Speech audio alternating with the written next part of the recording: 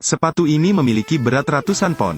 Pria itu telah pergi selama 10 tahun dan tidak pernah melepasnya. Karena ketika dia masih muda, tuannya mengatakan hal itu kepadanya. Pastinya perlu menempuh waktu 10 tahun untuk bisa berlatih pencak silat. Namanya Wu Lin. Ketika dia masih muda, karena kerangkanya yang aneh, jantungnya ada di sisi kanan, jadi ayahnya mengira dia monster. Jadi dia melemparkan Wu Lin sendiri dari tebing.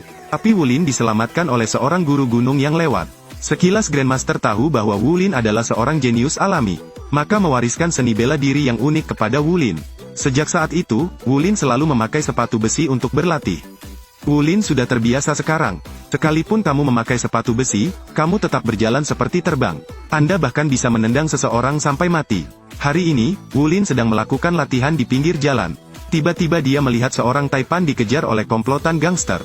Mereka pun menghancurkan es krim milik bocah itu di pinggir jalan. Wu Lin yang antusias segera berdiri dan bersiap untuk memperagakan seni bela diri. Siapa yang menginjak es krimku? Setelah bertahun-tahun berlatih, seni bela diri Wu Lin menjadi luar biasa. Selama Anda tidak menggunakan senjata modern, Anda tidak dapat memegangnya lebih dari 3 detik di tangan Anda.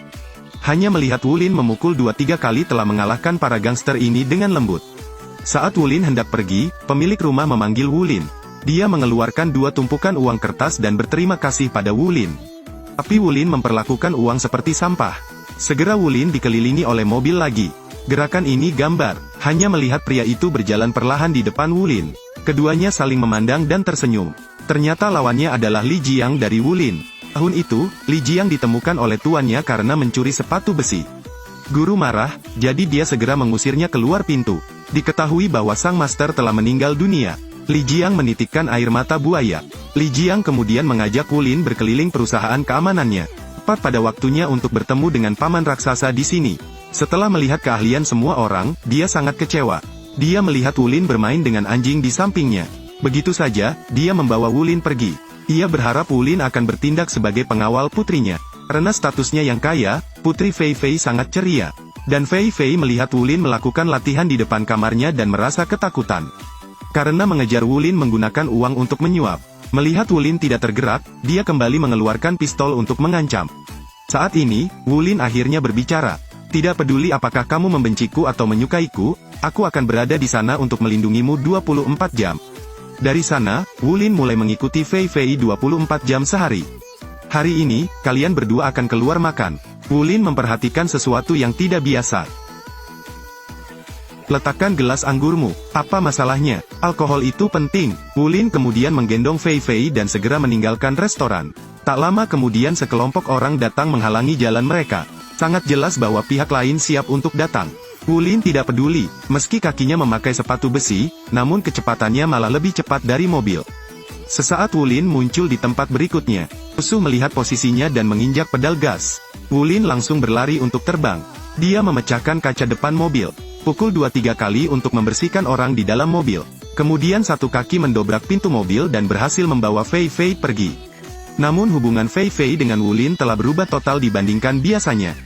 Lalu beritahu Wu Lin bahwa tidak perlu lagi melindungi Fei Fei.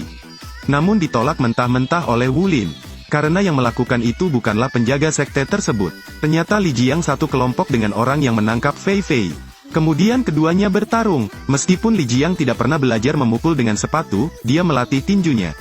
Meski begitu, Wu Lin tidak bisa menggunakan kekuatan penuhnya. Li Jiang sangat marah. Sejak saat itu, hubungan tersebut terputus.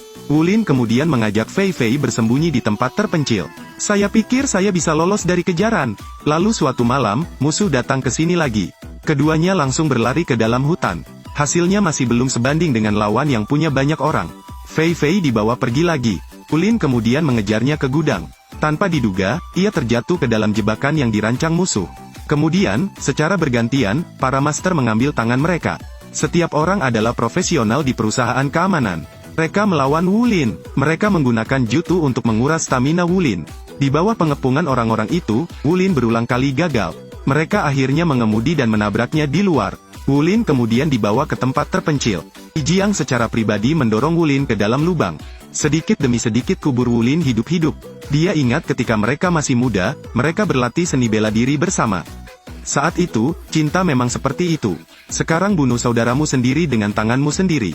Li Jiang sangat tertekan. Di bawah pengairan hujan badai, tanah juga menjadi lebih kencang. Tidak tahu sudah berapa lama berlalu. Sebuah sepatu besi muncul dari tanah. Namun, Wulin muncul sebagai keajaiban. Wulin lalu mencabut paku besi itu. Ia hendak melepas sepatu besinya yang telah dipakainya selama 10 tahun. Ini pertama kalinya Wulin melepas sepatunya dalam 10 tahun. Saat ini, Wulin merasakan kenyamanan yang belum pernah terjadi sebelumnya. Wulin kemudian memotong rambut panjangnya dan memakai kacamata hitam. Pergi ke kelompok keamanan Li Jiang sendirian. Penjaga di dalam sudah menunggu lama. Orang yang berdiri di baris pertama menerima tendangan terkuat. Untuk sesaat, Wulin merasa seringan burung layang-layang. Meski menghadapi banyak orang, dia tetap kuat. Selama itu adalah tempat di mana kaki itu berada, orang-orang di sana akan kehilangan nyawanya. Karena prosesnya sangat membosankan, kami langsung saja melewatinya. Belakangan, Wulin berhasil menemukan Fei Fei yang dikurung. Akhirnya bertemu dengan orang asli yang berdiri di belakang. Namun dia adalah ayah kandungnya. Mengingat tahun itu ayahnya secara tidak sengaja seperti itu, Wulin sangat marah. Tiba-tiba, bawahannya mengeluarkan pistol dan menembak ke arah Wulin.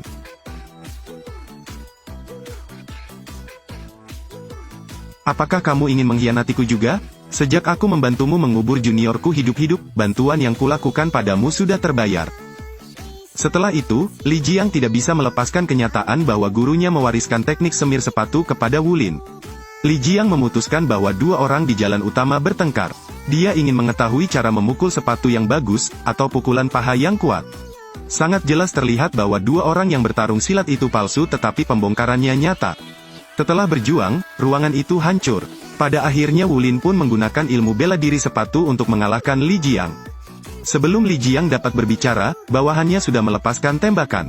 Meskipun Li Jiang membenci dirinya sendiri, perasaan mereka terhadap satu sama lain belum pudar. Wulin kemudian ingin membantu Li Jiang membalas dendam namun ditembak tepat di jantungnya oleh bawahannya. Pada saat semua orang mengira Wulin telah berhenti bernapas, dia tiba-tiba membuka matanya lebar-lebar dan menyuruh orang lain pergi. Sepertinya dia bahkan tidak menyadari bahwa hatinya ada di sisi kanan. Dan ini juga alasan mengapa ayahku meninggalkan Wulin sejak kecil. Wulin akhirnya berjalan di depan ayahnya. Namun Wulin tidak mengambil tindakan. Jika semuanya adalah takdir, maka Wulin pastilah yang akan menghancurkan takdir. Kemudian, Wulin membawa Li Jiang kembali ke tempat mereka awalnya berlatih seni bela diri dan memulai hidup baru. Ceritanya berakhir di sini. Pemeran utama film bernama asli Yue Song ini adalah seorang sutradara yang bisa mengarang dan berakting sendiri, hal yang jarang terjadi di China.